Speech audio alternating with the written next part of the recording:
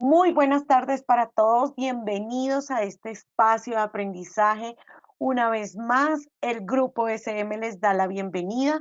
Les presentamos a Joana Duarte y Giancarlo Sánchez Anillo, dos panelistas invitados, coordinadores de formación y asesorías pedagógicas de nuestra editorial con un tema muy importante y es la autoevaluación y la coevaluación, cómo se van a llevar de manera institucional.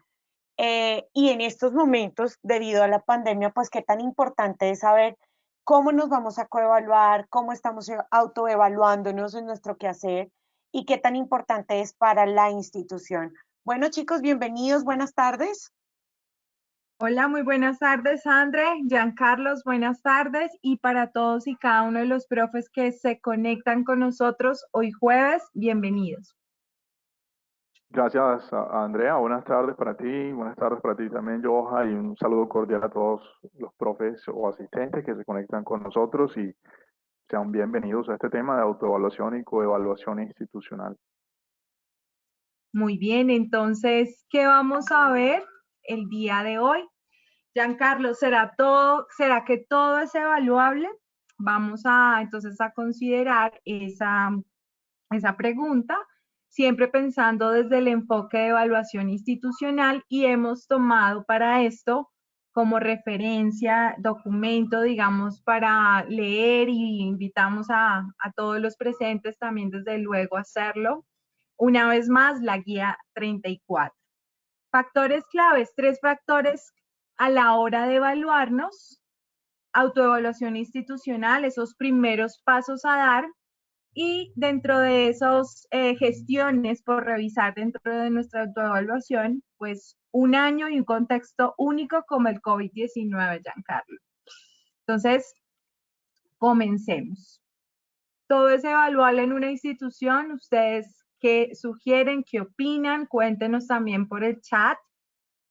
Giancarlo, ¿será todo evaluable en una institución? Es una muy buena pregunta, Joha, y creo que también es un buen punto de partida porque como instituciones educativas, como docentes, directivos docentes, siempre estamos familiarizados con la palabra evaluación, sobre todo porque la evaluación hace parte importante del hecho educativo cuando enseñamos a nuestros estudiantes, cuando planeamos nuestro currículo, cuando pensamos en el proyecto educativo, siempre también pensamos de incluir la evaluación como ese evento que nos va a permitir a nosotros validar y hacer muchas cosas que den cuenta o den fe pública de que los estudiantes han alcanzado algunos logros, algunas competencias. Pero la pregunta que hacemos y a donde queremos llevar un poco, orientarnos un poco es si evaluamos a nuestros estudiantes, ¿qué otros elementos son evaluables? Es decir, o es que todo, como bien lo dice, es evaluable en la institución. Entonces yo aquí tenemos una serie de preguntas que nos queremos formular. Primero, pensar en los avances y penares, en los avances que hemos tenido en este año, que no ha sido un año fácil, que ha sido un año con unas características peculiares, como muy bien lo decía.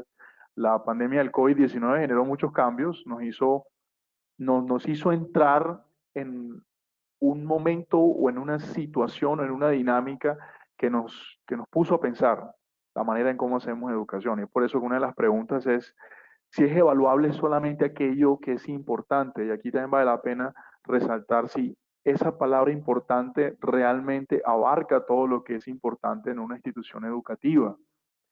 ¿Qué pasa cuando los aspectos que se consideran necesarios de ser evaluados resultan infinitos? A veces queremos evaluar muchas cosas y nos pasa mucho con el currículo, con los planes de estudio, cuando proponemos nuestras mallas con nuestros estudiantes. Quisiéramos a veces ir mucho más allá y nos parecería imposible cuando revisamos algunas de las competencias y algunos de los ejes temáticos, que con un instrumento de evaluación podemos recopilar todo eso. Es por eso que ahí también nos resalta esa frase de que no es un sistema de reproches, sino también un sistema de análisis.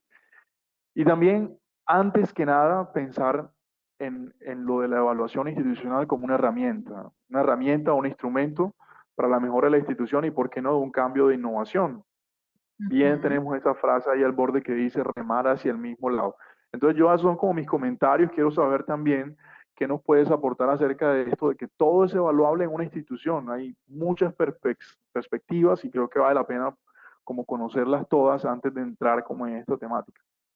Así es, si todo es evaluable como nos preguntamos todos nosotros, bueno, todo puede ser objeto de evaluación, pero qué resulta ser prioritario y qué resulta ser importante depende mucho del contexto.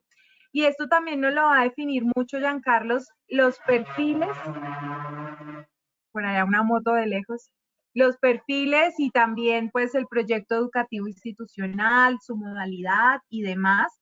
Pero sí es cierto lo que nos comentabas. Me imagino ahorita una herramienta como un martillo. Un martillo es funcional tanto para cavar, ¿sí? Tú puedes destruir, pero también un martillo te sirve para construir. Prácticamente documentos, corpusins, el currículo, se construye y se deconstruye, ¿sí? Esto es un proceso de ir y venir donde se replantean ciertas cosas, pero se empiezan a construir otras.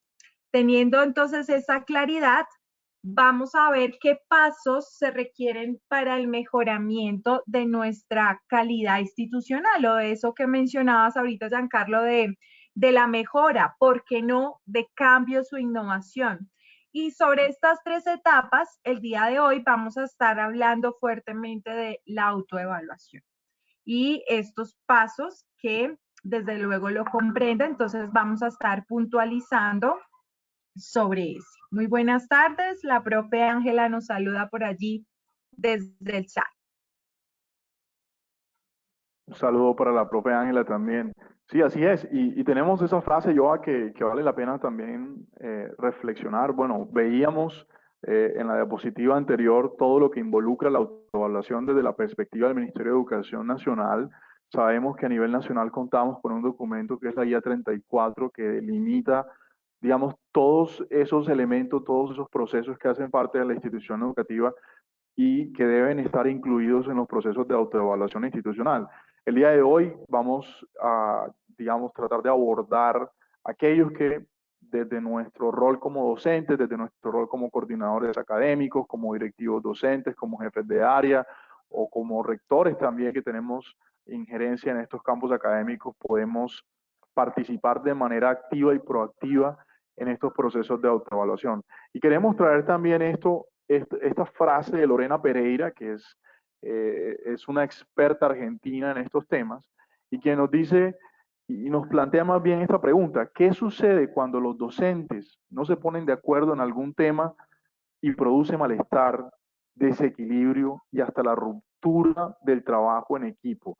Quiero que de pronto, profes, parecería no un ejercicio muy sano, pero vamos a encontrarle, digamos, como el aspecto positivo de poder entender a partir de experiencias poco negativas de qué ocurre realmente en nuestra institución educativa cuando nosotros como profesores, que hacemos una parte muy importante de estos procesos de autoevaluación, entiéndase la autoevaluación también como ese proceso que nos permite a nosotros crecer y que persigue de alguna manera el crecimiento continuo institucional, que persigue el crecimiento profesional de talento humano de las personas, que persigue la calidad educativa para la comunidad que hace parte de la institución, como son los estudiantes, como son los padres de familia que participan, pero también cómo nosotros como agentes que participamos del proceso de autoevaluación crecemos. ¿Y qué pasa entonces, como nos lo plantea acá Lorena Pereira, cuando estas cosas empiezan a ocurrir? Yo, ¿qué impresión te da esta frase que tenemos aquí en este momento y sobre la cual estamos reflexionando en este momento?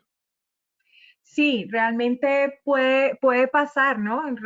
Creo que en todas las instituciones de una u otra manera, si no es pensando en la evaluación de cada uno de los actores educativos, de pronto el malestar que puede suscitar entre colegas, de pronto evaluarnos o directivos hacia docentes, y que este proceso, permítanme, yo voy a hacer un ajustito por acá, que creo que tengo activo.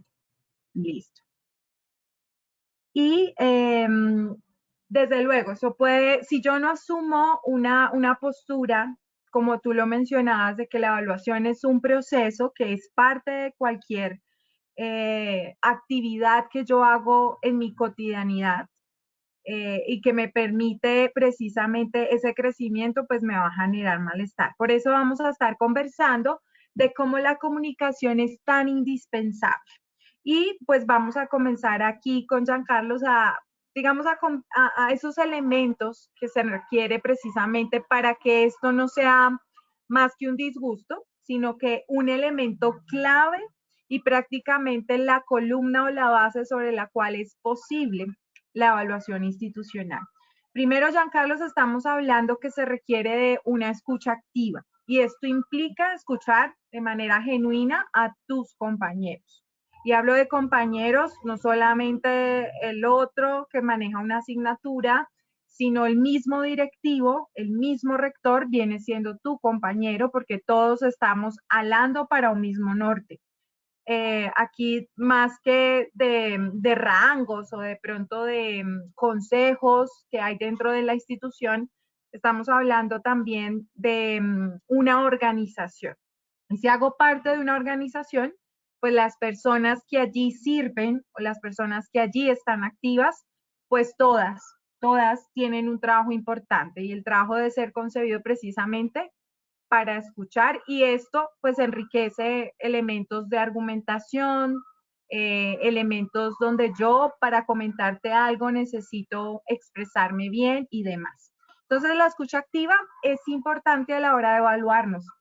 ¿Qué otro tenemos allí, Giancarlos? Así es, Joa, y nota que esto que estamos presentando también es parte del proceso core que tenemos que nosotros poder cumplir para poder hacer la autoevaluación. Y definitivamente debemos comenzar por la escucha activa. Pero es importante entender por qué este proceso hace que la evaluación sea realmente una evaluación útil, pertinente, y que brinde información, resultados con propuestas para poder hacer un trabajo de mejoramiento continuo en nuestras instituciones educativas. Cuando se hacen procesos de autoevaluación dentro de la institución y no hay o no existe la comunicación, o como nos decía la experta internacional que citamos anteriormente, Lorena Pereira, cuando no hay comunicación, porque hay ruptura del trabajo en equipo, hay ruptura del diálogo, no se escuchan entre pares, estos procesos realmente terminan siendo procesos de papel y es por eso que esta propuesta termina siendo muy importante que la tengamos en cuenta y creo que debe ser también un punto de partida antes de entrar a revisar esa cantidad de formatos, esa cantidad de documentos que sabemos que involucran este proceso de la calidad educativa.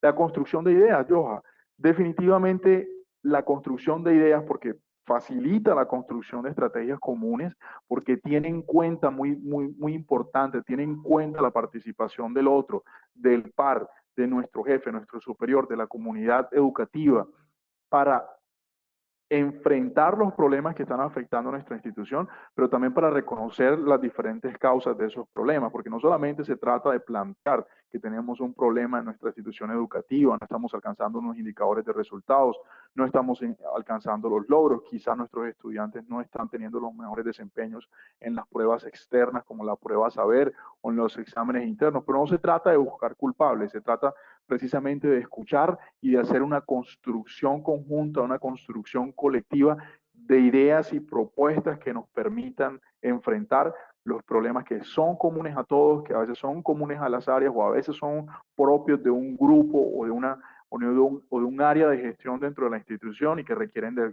algún tipo de atención. Pero construir ideas no es suficiente. No es suficiente que las ideas se queden en el papel o se queden de pronto en nuestra memoria o en nuestro pensamiento o en decir yo conozco una posible solución a este problema. Hay un paso siguiente, Joha, y es el de transmitir ideas. ¿Qué ocurre con eso, la transmisión de ideas, y por qué es tan importante en este proceso de la comunicación para poder hacer autoevaluación institucional? Pues bueno, necesito darme a entender, ¿verdad? Entonces, transmitir ideas, precisamente escucho, lo hemos dicho, construyo estrategias, pero también necesito saberlas transmitir. Sí, y esto requiere obviamente de ideas, requiere también de conversar con el otro con posibles soluciones, percepciones, conceptos, y todo esto lo de entender de la manera más comprensible y oportuna a los diferentes interlocutores. Pasa mucho en las organizaciones y no solamente educativas. Una organización se puede ir a pique precisamente porque no hay todos estos elementos de los que estamos conversando. Si hablamos más de la parte familiar, un matrimonio también, si no hay una escucha activa, si no hay una construcción de estrategias, si no hay una transmisión clara de las ideas, lo que estamos de acuerdo o no, o al horizonte hacia donde nos estamos perfilando, pues seguramente va a haber fractura como lo vimos anteriormente con Lorena. Y hablamos de resultados y productos más sólidos. ¿Qué debemos hacer allí, Giancarlo? Así es, obviamente cuando el proceso de comunicación, como le estamos diciendo, parte de esa escucha activa, de la construcción de ideas y de que esas ideas empiecen a circular entre los diferentes miembros de la comunidad educativa, lo que se espera es que hayan resultados y que hayan productos más sólidos. Lo que se espera es que los integrantes de los equipos, y nótese que nosotros a partir de nuestra individualidad y de nuestro ejercicio profesional dentro de las instituciones educativas, vamos haciendo parte de grupos o categorías cada vez más grandes de la institución. Hacemos parte de un área, hacemos parte de un segmento, un departamento que puede ser de gestión educativa, va dirigido por la coordinación académica y así vamos de alguna manera siendo parte de toda la institución y a partir de ahí debemos tener como esa capacidad de poder vincularnos para que esas ideas se puedan adoptar, para que esas ideas puedan tener propuestas, resultados y para que obviamente el producto, lo que se crea, llegue, digamos, como un feliz término. Entonces eso termina siendo muy importante. Y bueno, si estamos hablando de comunicación, desde luego participación y que esa participación sea responsable en la vida institucional. A veces asumimos que el estar 1 año, 2 años, el tiempo que llevas dentro de tu institución, 15 años, porque también sabemos que hay coordinadores que llevan un buen tiempo importante, se ha vuelto hasta tu vida, ¿no? Has dedicado un tiempo adicional a lo que esto demanda y la participación de todos los actores de la comunidad es clave cuando estamos pensando en contextos como el COVID-19, donde nos retumbó a todos y seguramente muchas instituciones titubearon en continuar o tal vez desmayar. Estamos hablando, Giancarlos, precisamente de esa interacción de todos los consejos y organizaciones dentro del colegio. Estamos hablando de esa comunicación, de esos que son encargados del PI, del currículo, de diseñarlo, de mantenerlo, como es el consejo directivo, pero también de esa ardua labor del consejo académico en cuanto a la estructuración de ese plan de estudios y de hacerlo aterrizado, de hacerlo visible en las instituciones, en las clases, perdón, y de ese elemento coordinador o de gestión que hace el rector o director. Finalmente es el rector el que permite que la calidad se muestre en la prestación del servicio. Entonces hablamos del consejo directivo, que es el que prácticamente diseña, el consejo académico estructura el plan de estudios y el rector que está dándole forma a esa calidad en la prestación del servicio. Pero también estamos hablando de un comité de convivencia, porque todo esto no es solamente hablando de conocimiento, estamos hablando considerando el ser, y ese consejo de padres de familia estudiantil que tal vez suele ser el más abandonado, pero que ahorita con la pandemia se ha hecho tan fuerte el sentido, por ejemplo, de la participación de padres de familia, y ellos son finalmente los que permiten que los planes de mejoramiento tengan esa fuerza en el sentido de mejorar, ¿no? Y las comisiones de evaluación y promoción en cuanto a promoción de estudiantes. Sin estos estamentos, sin estos personajes, sin estos líderes, una evaluación institucional no sería completa, sería a medias y desde luego la institución empieza a cojear.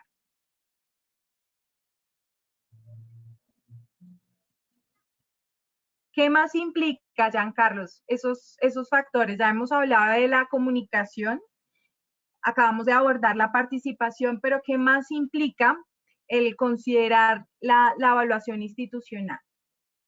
Sí, como bien lo decías, teníamos esas comunidades donde algunos de esos estamentos dentro de la institución son de carácter obligatorio y, bueno, básicamente todos son de carácter obligatorio según lo que nos refiere la Ley General de Educación en Colombia y lo que de alguna manera se compiló en el Decreto Único de de educación de la 1075 del 2015, pero también implica algunas relaciones y algunos diálogos externos, relaciones más dinámicas con otras entidades y organizaciones. Por ejemplo, cómo nosotros como escuela nos relacionamos con entidades de educación superior, que son quienes en últimas, cuando termina nuestro proyecto educativo, reciben a nuestros estudiantes, validan el trabajo académico que estamos haciendo, la propuesta educativa y la capacidad de poderse insertar satisfactoriamente en la formación profesional universitaria o en la formación técnica o tecnológica que también hacen parte de la educación superior en Colombia, de acuerdo a los gustos e intereses de nuestros estudiantes. Eso es muy importante. Otra relación y otro diálogo externo que también tiene una implicación interesante en esta evaluación es cómo el sector productivo se vincula o percibe el trabajo que nosotros realizamos como institución educativa en cuanto a la formación de ciudadanos que se puedan insertar efectivamente en la sociedad, en nuestra ciudad, en nuestro entorno, en nuestro barrio, en fin, en nuestra región, en nuestro país y en el mundo, en últimas que viene siendo como el objetivo global. Y finalmente el uso de los referentes nacionales. Hay un diálogo externo con referentes nacionales como lo que vienen siendo planes de mejora, ahí nos aparece el PEI, nos aparecen los planes de mejoramiento, pero también con referentes internacionales que quizás no está ahí, pero que pueden incluirse como son currículos internacionales en aquellos de los casos de colegios que estén persiguiendo a mediano o largo plazo o que ya lo tengan implementado, proyectos de bilingüismo, de bachillerato internacional. Entonces, todo eso son definiciones que debemos considerar para poder avanzar en este proceso. Así es, Giancarlo, tú mencionabas dentro de esas relaciones y diálogos externos el tener contacto con la educación superior. Y le agregaría yo también que es importante estarnos revisando dentro del contexto, y no hablo sino del barrio, hablo del municipio, hablo del departamento. Tal vez tendríamos que entrar en un diálogo externo con los planes de desarrollo municipales, con los planes distritales, hacia dónde se está enfocando el municipio y el departamento, porque tal vez tenemos que responder a esas demandas e intereses de la sociedad, donde de pronto estoy en un barrio, un municipio tal vez más comercial, tal vez más agrícola, donde se está haciendo más demanda de ciencia y tecnología, y el colegio de una u otra forma no debe ser ajeno, es decir, puertas abiertas a lo que está sucediendo ahí alrededor del barrio, del parche, de la localidad, y ahí entonces las secretarías de educación entran a hacer un rol súper importante en esta gestión de relaciones. Muy bien, por acá, Giancarlos, tenemos la participación de la profesora Ángela. Nos gustaría hacer mención de ella. Dice la profe Ángela Cruz: he estado en instituciones donde las autoevaluaciones se realizan solo a estudiantes con mejor promedio académico y a los docentes que hacen caso omiso de los mandatos de administración, miedo de perder el trabajo, y se someten a ser docentes, conductores, coordinadores, estar en rol de restaurante, enfermería y demás tareas institucionales. Y pues qué bueno, profe Ángela, eso que nos comentas, eso es lo que queremos, digamos, leer, escuchar, porque sabemos que este proceso de la evaluación es perder un poco el miedo a mirarnos, ¿no? A mirarnos por dentro, a mirarnos por fuera, y seguramente cuando empezamos a mirarnos, pues a ver cosas a resaltar, pero lo mencionaba Giancarlos al inicio, estamos hablando también de los penares, cosas que realmente debemos estar mirando, o la llaga va a empezar a desangrar por allí. Y sí, seguramente habrá, y pasa mucho con las pruebas saber, Giancarlo, ¿no? Hay colegios donde de pronto puede que en el momento de revisar los resultados de la prueba saber, tal vez se inscriban solamente estudiantes con mejor representación dentro de las instituciones, y pues finalmente, ¿quién está socavando la propia institución? Ese tipo de, como lo llamo yo siempre, gestión, ¿no? Ese tipo de actividades que no dejan en claro realmente la evaluación pura. Siempre que hablamos de evaluación es el temblor, ¿no? Es el temor, y preferir que de pronto nos sometamos a otros roles es huir realmente al crecimiento, como lo hemos mencionado. No sé, Giancarlo, si de pronto quieras complementar algo sobre lo que la profe Ángela nos está comentando.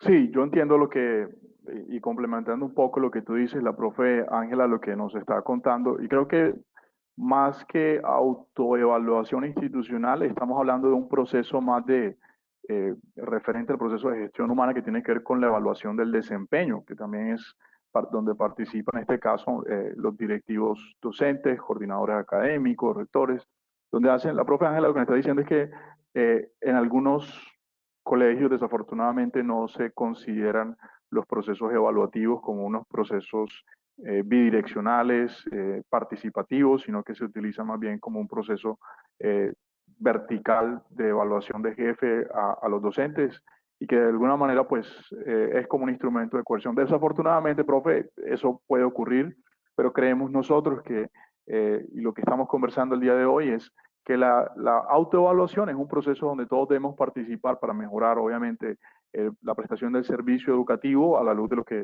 lo que nos propone la Ley General de Educación en nuestro país y definitivamente la participación del docente en estos procesos debe ser una participación activa, propositiva y de orden colaborativo también para poder generar cambios y transformaciones positivas en las instituciones.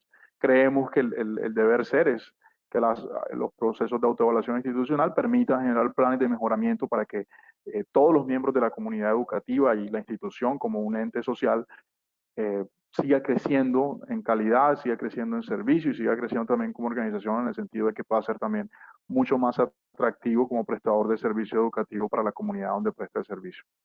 Bueno, Joha, vamos entonces a movernos un poco rápido acá en el tema de lo que tiene que ver con la revisión de la identidad institucional. Y te hago yo esa pregunta a ti directamente. ¿Se mantiene intacta en el año 2020 debido a lo que nos ha ocurrido con la pandemia del COVID-19? Es un tema muy importante la autoevaluación, lo que tiene que ver con la revisión de la identidad institucional. ¿Qué respuesta Sí, nos tiene, entonces Joha? esos son como los primeros pasos, ya hoy vamos a hablar de dos específicos, desde luego esto tiene tanto de largo como de ancho, pero también nos hacemos la pregunta siempre sobre este año único y particular en la historia 2020 y que seguramente nos va a tomar tiempo del 21. Entonces, cuando estamos hablando, Giancarlo, de esa parte de cómo nos estamos viendo dentro de nuestra identidad institucional, por supuesto, estamos pensando en el PI, esa carta, esa brújula. Y una gran pregunta acá, Giancarlos, es ¿hacia dónde queremos llegar en años próximos? ¿Qué pasó este año que de pronto nos reconfiguró? Que nos volvió ese rompecabezas donde perdimos fichas o donde ganamos otras, donde empezamos a conectar, a hacer relaciones y en un tiempo muy rápido, desde luego, porque si no hubiera pasado esta pandemia, seguramente cambios tan radicales, por ejemplo, en herramientas digitales, en acelerar ciertos procesos, pues hubieran quedado allí en el tiempo. También estamos hablando de un contexto y creo que aquí es donde más el contexto se lee, Giancarlos, con este tema de este año en particular. Cuando hablamos de la identidad, desde luego lo que estábamos anotando ahorita, ese barrio, esa localidad, esa municipalidad, qué características sociales, económicas y culturales de los estudiantes y sus familias estamos encontrando. Estamos hablando de qué tipo de familias, qué características sociales, porque justo ahí es donde nos seguimos mirando como horizonte. También estamos hablando, Giancarlos, bueno, puede que hay colegios aquí presentes que que tengan centros o sedes y poner en comunión esas visiones, esas misiones y horizontes institucional, no parece ser una tarea fácil, sobre todo cuando empezaron dentro de esos departamentos, llamémoslo así, a hacer fusiones y todavía sigue siendo un choque poder en común este horizonte institucional y eso parece ser un elemento circular, es decir, donde ya defino un horizonte, visión, misión, todos esos aspectos misionales, principios y valores, pero siempre estoy volviendo a la primera pregunta, ¿dónde quiero llegar año tras año?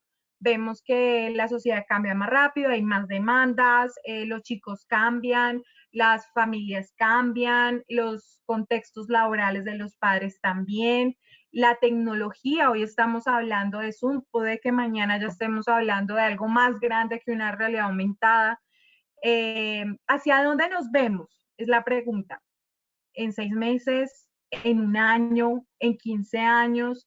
Y por eso vemos, Giancarlos, que a veces en la visión, ¿sí? Que regularmente estamos hablando allí con los profesores cuando empezamos a hacer asesorías en mallas curriculares, hacia dónde se ven y muchas visiones están cumpliendo, digamos, su ciclo. Muchas de las visiones están llegando al año 20, 2020, 2021. Entonces, justamente es este tiempo donde ya empezamos a ver un plazo adicional y ese plazo adicional, ¿qué características tiene? ¿Qué demandas tiene la ciencia, la educación, este sistema globalizado? Y es justo ahí donde definimos esa identidad institucional.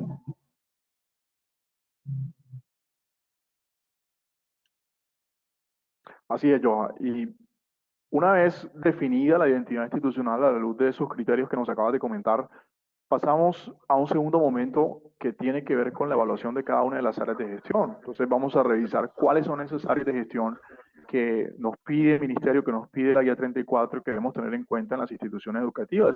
Ahí las podemos ver. Esas son las diferentes áreas de gestión institucional. Obviamente hay líderes de esos procesos y nosotros, como bien nos lo señala la flecha, nos vamos a ubicar en estos minutos que nos quedan en lo que tiene que ver con la evaluación desde el punto de vista del proceso de gestión académica. Tenemos el directivo, el administrativo y financiero, de la gestión contable. Obviamente eso a nosotros no nos corresponde como docentes en las instituciones educativas, como coordinadores. Tal vez al rector definitivamente tiene participación en todos estos procesos, pero nos quedamos en la académica. Y hay estos criterios o estos niveles de desempeño o de alcance con los siguientes descriptores que vamos a leer rápidamente para poder entender cómo podemos transitar desde la existencia del criterio hacia el punto de mejoramiento continuo, que es donde queremos llegar finalmente. Y allí, en la parte de abajo, podemos ver que esto es un anexo que estamos recuperando directamente desde el documento de la guía para la realización de la autoevaluación institucional en cada una de las áreas de gestión. El primero es la existencia. Y nos dice, la institución se caracteriza por un desarrollo incipiente, parcial o desordenado según el caso. No hay planeación ni metas establecidas y las acciones se realizan de manera desarticulada. Ese nivel lo vamos a encontrar cuando el colegio, cuando la institución no cuenta con un proceso organizado, donde aparentemente las cosas funcionan como resultado de decisiones individuales y con criterios muy personales a veces, y que eso obviamente hace muy difícil que haya un proceso de mejoramiento continuo, un proceso de calidad. Luego hay un segundo descriptor que es el que tiene que ver con pertinencia, y es donde ya empezamos a ver que el proceso que hace parte en este caso, del área académica, de la gestión académica que vamos a revisar, cuenta ya con principios de planeación, ya hay una articulación de unos esfuerzos y hay unas acciones que están establecidas para cumplir sus metas y objetivos dentro de la institución educativa. Cuando hemos alcanzado eso, vamos a encontrar el tercer nivel, que es donde ya empezamos a acercarnos hacia esa meta donde queremos llegar, y es el nivel de apropiación, y es cuando ya las acciones han sido realizadas por el establecimiento y tienen un mayor grado de articulación y son conocidas por la comunidad educativa. Es por eso, y aquí es donde empieza a validar lo que estábamos conversando hace un momento con respecto a la comunicación. Todos los miembros de la comunidad educativa, para poder llegar a ese nivel, deben tener conocimiento. Sin embargo, aún no se realiza un proceso sistemático de evaluación y mejoramiento. Es decir, aquí se está empezando a hacer la aplicación, hay una conciencia, pero todavía no hemos llegado a ese punto. Y finalmente, el de mejoramiento continuo es cuando ya la lógica del mejoramiento continuo empieza a aparecer en la institución, ya se están evaluando los procesos, ya se evalúan los resultados y ya vemos que se ajusta este proceso de mejoramiento a través de el instrumento que vamos a revisar más tarde, que es el plan de mejoramiento. Así que ahí están los descriptores, que vale la pena mencionarlos, seguramente muy conocidos por ustedes, pero obviamente hay que hacer referencia a ellos para poder entender cómo ocurre todo esto. Entonces hablemos de lo que es ya la gestión académica, que involucra el diseño pedagógico, la gestión en el aula y el seguimiento pedagógico, como ese proceso que vamos a revisar brevemente para entender cómo se desarrolla dentro de la institución educativa. Y Giancarlos, dentro de esos tres factores hay unos subprocesos. Entonces, si estamos hablando de esa gestión académica, desde luego concebimos el diseño pedagógico del currículo en sí, lo aterrizamos en prácticas pedagógicas, cómo ha sido esa didáctica, esos instrumentos, esos recursos, cómo es la gestión de aula, esa planeación, estilo y evaluación de aula, y finalmente cómo se está haciendo seguimiento académico en los resultados, en las pruebas, no sé, en las personas que necesitan, los estudiantes que necesitan promoción o que necesitan refuerzo. Y estamos hablando también del seguimiento a las pruebas estandarizadas, pruebas saber. Y cuando hablamos de seguimiento académico, también la institución debe considerar cómo hace seguimiento a los egresados, por supuesto. Es decir, ¿qué pasa cuando salen los chicos de 11 y le estamos siguiendo la pista en qué se están involucrando, dónde se están ocupando, en qué universidades están ingresando? Porque eso también nos va a permitir mirarnos como horizonte de identidad institucional. Pero bueno, empecemos a hablar de estos elementos, Giancarlos, alrededor de lo que ocurrió este año, lo que sigue en ese contexto que seguimos viviendo, que es la pandemia COVID-19. Cuéntanos un poquito qué pasó a partir de marzo, mayo con estos datos de la UNESCO. Así es, el contexto de la gestión académica, que es el que ya empezamos como a revisar a la luz de lo que nos acabas de decir, este año va a ser diferente de los años anteriores y todos sabemos la razón. A partir de que se declara la pandemia mundial y sobre todo que entra en vigencia, digamos, la restricción derivada del COVID-19 a mediados de marzo, hay cierre masivo, eso ocurre a nivel mundial, de actividades presenciales, actividades educativas. Se obtienen registros de al menos 190 países en el mundo donde cierran los colegios de manera definitiva. 1.200 millones de estudiantes de todos los niveles de enseñanza se van a hacer educación desde sus casas. Recuerden que primero entramos en un proceso donde incluso se alcanzaron a adelantar jornadas de receso, y de ellos más de 160 millones, donde están incluidos nuestros estudiantes colombianos, eran de Latinoamérica y el Caribe. Ese es el contexto. Y sobre eso debemos planificar este proceso de autoevaluación que vamos a realizar en este año. Eso es supremamente importante. Y listo. Considerando todos estos datos que nos das, porque no solamente estamos hablando de Colombia y uno no logra dimensionar todo esto, el COVID nos da tres campos de acción principales. Entonces, quiere decir que puede que la autoevaluación y coevaluación institucional también esté enfocándose en estas acciones. El despliegue de esas modalidades de aprendizaje a distancia, y que hoy nos está diciendo, piensen en la modalidad de alternancia. Es un eje sobre el cual tenemos que empezar a evaluarnos y a proyectarnos. Por otro lado, ¿cómo fue esa movilización personal y con las comunidades educativas? ¿Cómo fue ese diálogo con los padres de familia y cómo fue ese acoplamiento? Y finalmente, ¿cómo estamos apostándole a ese bienestar integral en atención a la salud, bienestar de los niños y de las niñas, hablando estudiantes como tal? Estos fueron los tres gran ejes de acciones principales en tantos países que este documento de la UNESCO nos ofrece de agosto de este año. Y aquí vamos a comenzar a hablar de eso. ¿Cómo fue esa continuidad de los aprendizajes e impacto curricular, Giancarlo? ¿Qué hace la pandemia con los elementos del currículo?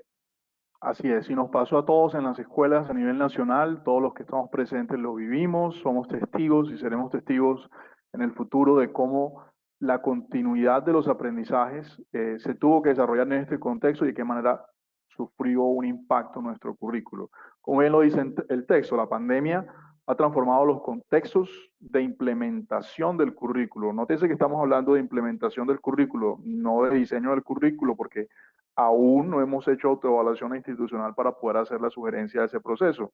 No solo por el uso de plataformas, que se convirtió casi que en una necesidad, y también la necesidad de considerar las diferentes condiciones para las cuales el currículo fue diseñado, a saber, fue diseñado para la presencialidad, sino también porque existen aprendizajes y competencias que empezaron a cobrar mayor relevancia en el contexto actual. Solo por mencionar algunas, las competencias digitales, las competencias digitales empezaron a ser muy importantes en el currículo, no solamente para los docentes, sino también para nuestros estudiantes, porque si nuestros estudiantes no eran digitales y no lo son hoy en día, ciudadanos con competencias digitales, pues seguramente van a tener más dificultades que facilidades para poder transformar, para poder desarrollar el proceso de la educación. Entonces ahí está como ese primer eje de consideración o eso que nos empezó a ocurrir este año en cuanto a continuidad de los aprendizajes e impacto curricular.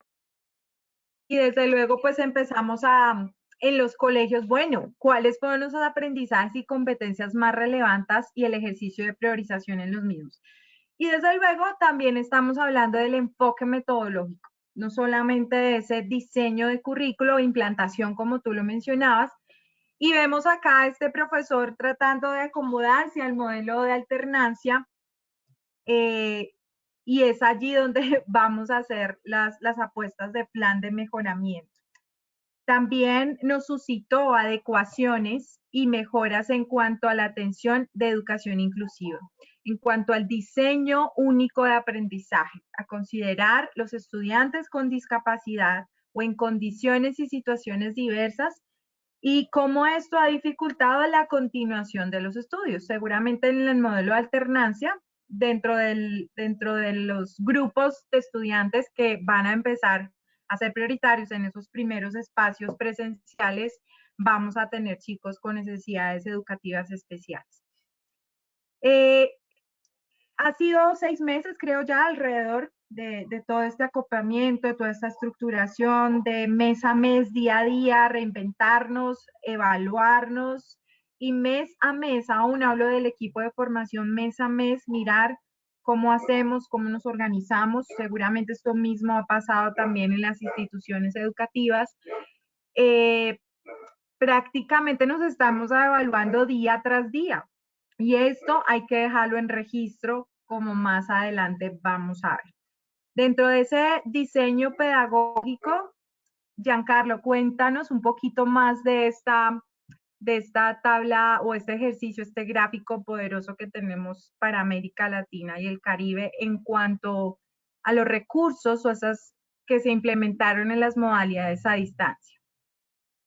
Así es. Esto obviamente es un documento que rescatamos de la CEPAL, de la Comisión Económica para América Latina y el Caribe, y es un documento supremamente importante porque se hizo un estudio a nivel de los países latinoamericanos y el Caribe sobre dónde estuvo priorizada la acción para poder responder a las estrategias de continuidad de los estudios en modalidad a distancia.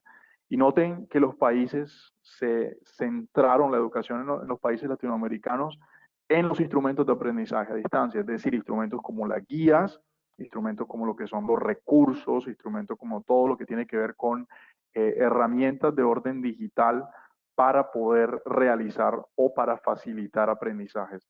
En segundo lugar, en lo que tiene que ver con el aprendizaje en línea. Ahora, quiero que cuando observemos este cuadro de referencia o digamos esta gráfica de referencia, notemos que en la parte de abajo nos aparecen las clases en línea en vivo.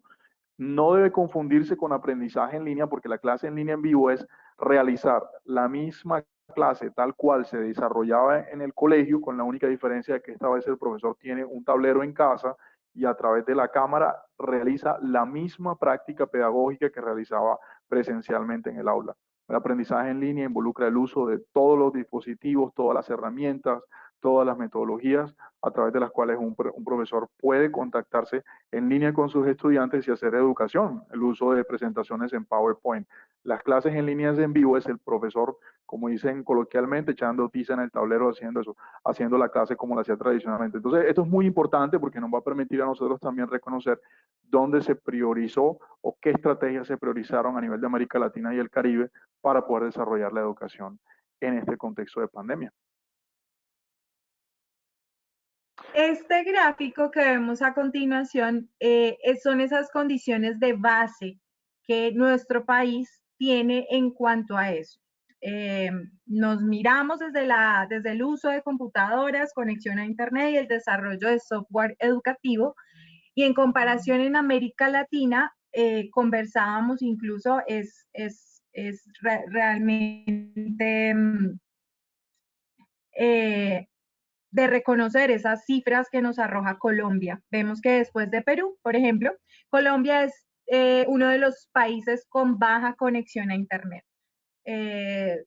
Pensar en esto y evaluarnos, tener esa autoevaluación institucional, pero además como país, como sistema educativo que tal vez actuó o todavía está actuando en el equipamiento a los docentes en cuanto a esto. Puede que haya muy buena dotación de computadores, pero conexión a Internet, pues nos falta, nos sigue faltando sobre escenarios rurales, sobre municipios que todavía no cuentan con este recurso y desde luego software educativo. Notamos también en Uruguay este porcentaje mucho más alto, Argentina, Brasil, bueno, Brasil sí, en cuanto a dotación de computadores y esto, todos son elementos que tenemos que estar mirando de cara al nuevo siglo XX-XXI con habilidades del siglo XXI.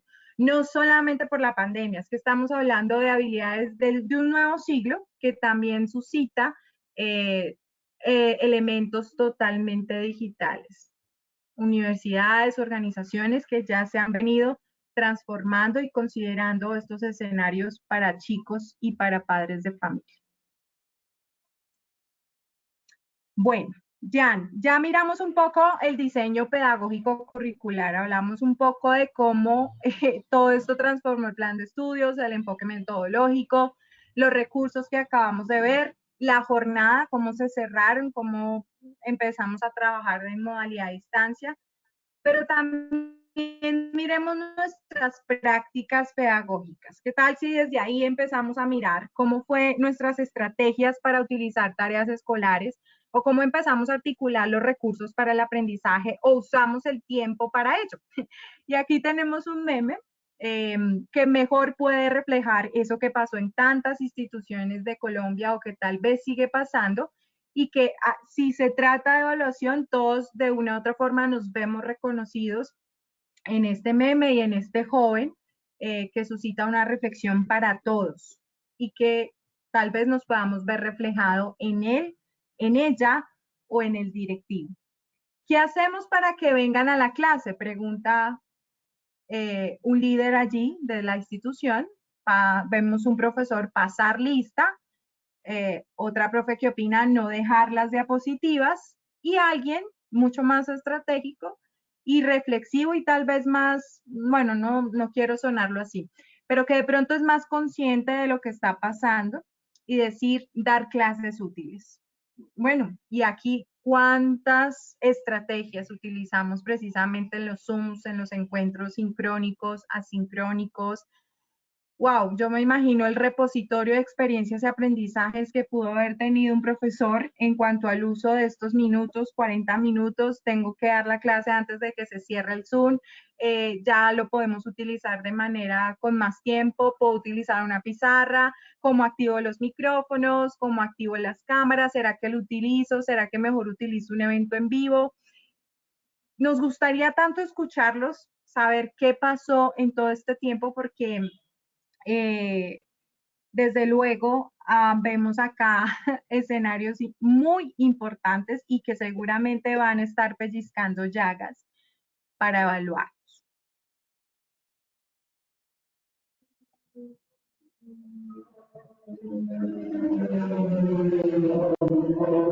Jan, ¿qué tal esto?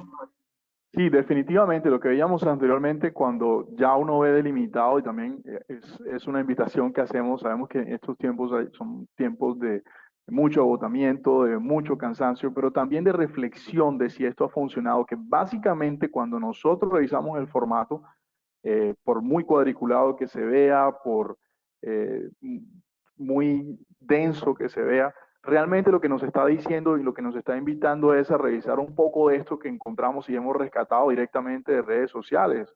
Por ejemplo, el hecho de que el momento más activo de mi clase en línea sea cuando ya nos despedimos, que todos nuestros alumnos comiencen a decir gracias, profe, gracias, gracias, y se empiezan a desconectar. Eso está bien, en realidad, eso me está pasando a mí y como institución educativa, ¿qué estamos haciendo? Como yo como docente, ¿qué estoy haciendo? Yo como institución educativa y nosotros que hacemos parte de pronto de un comité académico, ¿qué estamos proponiendo para que este no sea la realidad? ¿Qué pasa, por ejemplo, con el otro meme que habla de aplicar estrategias para el control de grupo en el aula y más bien utilizar esa técnica clásica de la lechuza hace eso realmente como técnica funciona? Eso nos genera mucha risa y nos ha hecho de pronto tener unos momentos graciosos cuando nos cruzamos en redes sociales, pero en realidad son realidades que pueden hacer parte quizás de nuestro día a día, y lo que hace la autoevaluación institucional es a invitarnos a reflexionar de que si esto nos está pasando, pues debemos empezar a pensar en estrategias. Johan.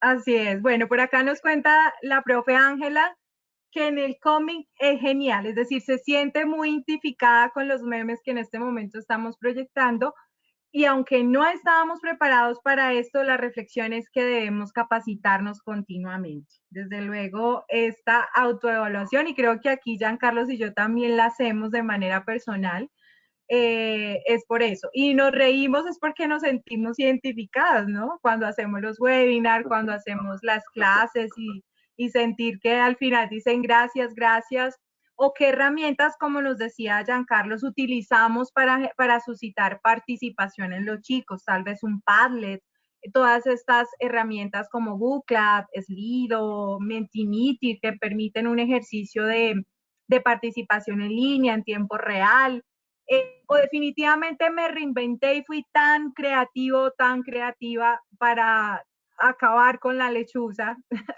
y utilizar otros elementos que precisamente gestionen un aula, que no sabemos qué pasa detrás de aquellos que desactivan un audio, que desactivan una cámara y que pueden estar haciendo otras, ¿no? Vemos en Facebook el chico durmiendo, no sé si lo viste, Giancarlo, y las personas que están con nosotros, un caso de un profesor que está ahí conversando con sus chicos, por un momento alguien dejó la cámara activa y encuentra a su estudiante dormido y lo que hace es totearse de la risa porque dice, pero hombre, ¿qué es lo que estás haciendo?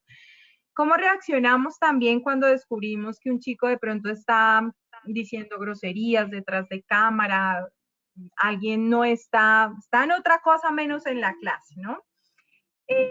Es eso, ¿no? El ejercicio de precisamente evaluarnos. Y puede que en este de la gestión también digamos, uy, no, encontré algo que me ayudó muchísimo a trabajar todo lo que fue Google Meet, Zoom, Microsoft Teams. Descubrí que entonces Zoom, para yo silenciar o activar el audio, solamente debo al más A. No, eso pinchando aquí pude atacar un poquito la bulla, no sé. Es decir, aquí los ejercicios de aprendizaje y son totalmente diarios, minuto a minuto, como vemos acá con esta infografía sobre los atajos más prácticos de Zoom. Y también, pues, estamos hablando de la gestión académica. ¿Cómo hicimos seguimiento académico? Creo que uno de los puntos críticos, Giancarlo, fue el tema de la evaluación. Y siempre nos hemos preguntado qué evaluar en una pandemia donde tal vez el chico tiene miedo de que su familia esté contagiada, porque ya lleva tantos meses y que, bueno, ahorita nos permite un poco de apertura, salir con más tranquilidad al supermercado, ir a hacer algunas compras, pero los primeros meses realmente fueron bastante críticos para llevar un seguimiento académico, y también hubo aprendizajes muy interesantes desde todas estas herramientas digitales, profes que nunca habían encontrado en WhatsApp una oportunidad de hacer retroalimentación, y que, como vemos aquí en la imagen, sí lo hay y se puede, pero necesito de tantas maneras para retroalimentar. Algunos usaron WhatsApp, otros usaron Gmail, otros, bueno, no sé, tantas oportunidades, pero la retroalimentación se hizo más activa, se hizo más dinámica, se hizo inmediata prácticamente la retroalimentación, cuando antes tenía tiempos más prolongados. Y creo que eso es una de las ganancias de las tantas que nos deja este año, Giancarlo. De acuerdo, totalmente de acuerdo. Quizás un comentario final sobre esa diapositiva que tenemos ahí tiene que ver con que la imagen hace referencia a evidencias y la evaluación, el proceso de autoevaluación también se compone de poder valorar con evidencias lo que hacemos dentro de nuestra institución para poder cumplir con esos componentes que hacen parte de los subprocesos del área de gestión académica o de los procesos del área de gestión académica. Es también como una pequeña reflexión de que cuando pedimos a nuestros estudiantes que nos envíen evidencias de sus trabajos o de sus actividades de aprendizaje, nosotros como institución pues también debemos tener evidencias de que cumplimos con los componentes de estos procesos. Eso era como un comentario final que me parecía clave para recordar en este proceso de autoevaluación institucional.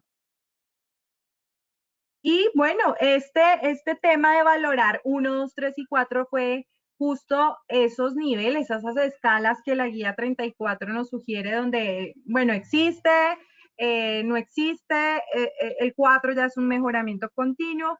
Y si hacemos esa revisión, Giancarlo, adicionando pues la gestión directiva, la gestión en comunidad, las otras gestiones de las que de pronto no hicimos por tiempo referencia, ¿cuál sería el resultado?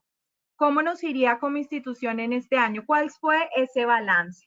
Seguramente de pronto encontramos elementos que ya existen dentro de la institución, algunos que sí tienen una pertinencia, algunos que hasta ahorita están encontrando su apropiación, pero tal vez en cero, que todavía no han llegado a esa mejora óptima, continua, que estamos requiriendo en nuestro sistema educativo.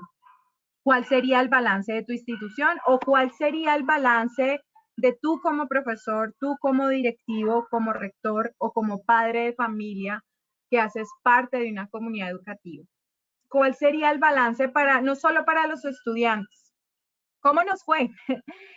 Creo que no se trata de rajarnos, no se trata de hacer reconocimientos, sino precisamente qué oportunidades tenemos de mejora, qué oportunidades tenemos para seguir creciendo.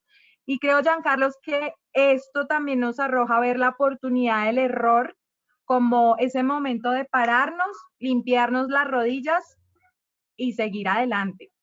Esto no da para que mires hacia atrás y te lamentes y empieces a encontrar culpables y reproches. No, como lo decíamos al principio, es un análisis y simplemente estos 20, 10% o 0% de este balance son los puntos donde más podemos empezar a abrir camino y abrir puertas. ¿Cuál sería un ejemplo para un plan de mejoramiento, Jan? Así es, Johan. Yo creo que ya con esto empezamos a cerrar lo que ha sido este webinar del día de hoy.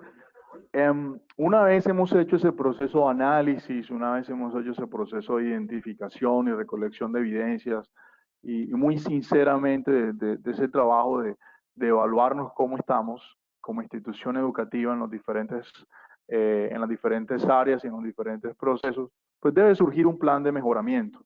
Y este año, precisamente como abrimos este webinar diciendo que estamos en un contexto diferente, atípico, retador, pues seguramente los planes de mejoramiento van a reflejar digamos, este contexto y las necesidades que vamos a tener para poder responder al 2021. Entonces, este plan de mejoramiento es un ejemplo de cómo se diligencia un plan de mejoramiento a la luz de los resultados de un colegio cualquiera que pudo haber obtenido un resultado de evaluación que requiere de acciones frente a la nueva metodología o la nueva modalidad de alternancia que vamos a estar trabajando en 2021. Entonces, un objetivo puede ser, no estamos diciendo que este tenga que ser el objetivo en la institución de las personas que nos acompañan, simplemente es a manera de ejemplo, contar con acuerdos pedagógicos, y acuerdos pedagógicos tienen que ser algo concertado con toda la comunidad académica, del plan de estudios, del enfoque metodológico que vamos a trabajar, porque si vamos a estar en alternancia, seguramente la metodología de la presencialidad no se va a ajustar totalmente porque habrán espacios virtuales, habrán espacios presenciales, de la evaluación de los aprendizajes de los estudiantes, porque al tener la oportunidad de volver a la presencialidad, seguramente lo que hicimos en la educación remota de emergencia puede tener oportunidades de evaluación presencial, ¿por qué no? Bajo el modelo de alternancia en el 2021. Entonces, ese va a ser como uno de los objetivos del plan de mejoramiento.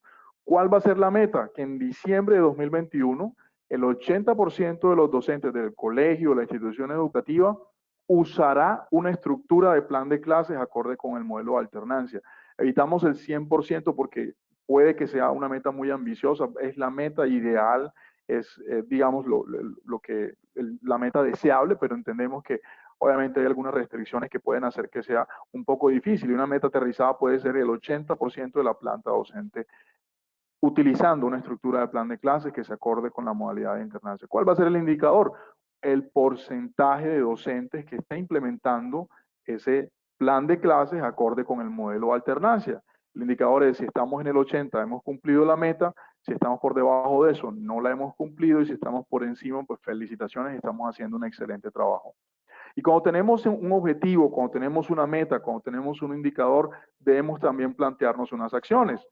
Por ejemplo, son acciones de ejemplo, realizar talleres de formación y análisis de los diferentes enfoques pedagógicos que sean adecuados, que sean compatibles con el modelo de alternancia para todos los docentes. Entonces, es una primera acción que vamos a realizar.